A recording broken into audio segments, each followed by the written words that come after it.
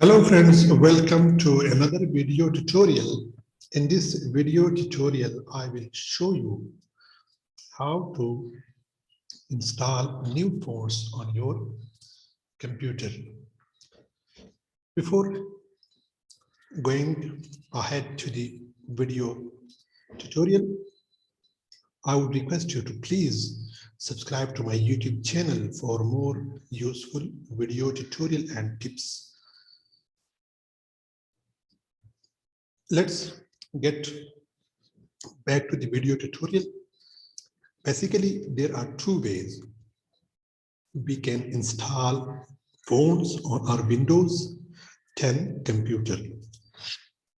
The very first method is go to the local disk of your computer where your Windows is installed, and then to Windows folder, and then go to fonts folder. This is the folder where all of your fonts have been installed in. Now,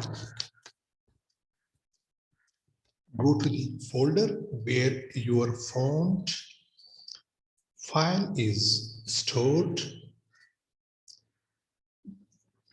This is a folder where my font file is stored, is saved. Click on it to open the files, the font files. This is the font file. Now copy this file and go back to the fonts folder in the Windows. Now click here, right, and then click on paste option. This says that the font is already installed on my system. Friends, I have already installed this font on my system. I can click on yes by replacing this. Yes, reinstall it.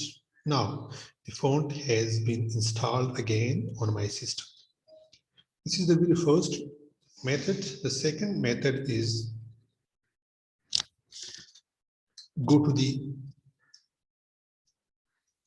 fonts folder and to the font file, double click on the font file. You will get this screen. Now click on install option.